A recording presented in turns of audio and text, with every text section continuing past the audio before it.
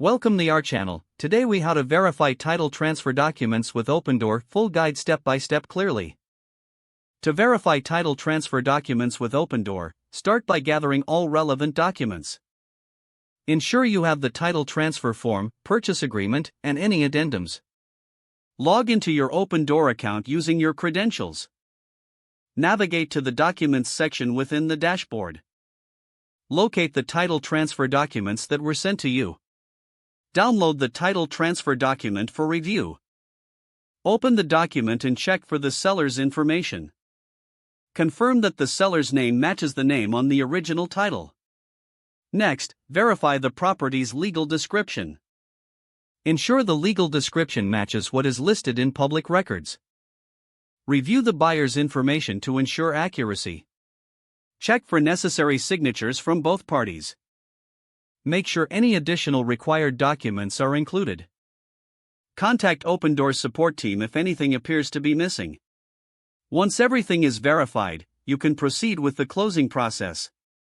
Keep a copy of all documents for your records. Finally, confirm with your title company for any additional steps needed. If the page does not load, refresh the browser or try again in a private or incognito window.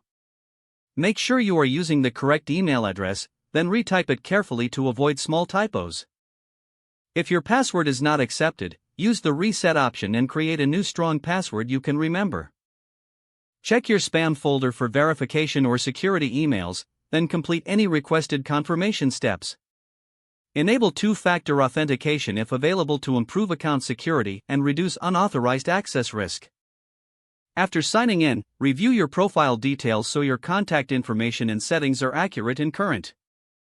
If you see an error message, note it down and try again after restarting your device and internet connection. Log out when you finish, especially on shared devices, to keep your account and payment information secure. If the page does not load, refresh the browser or try again in a private or incognito window. Make sure you are using the correct email address, then retype it carefully to avoid small typos. If your password is not accepted, use the reset option and create a new strong password you can remember.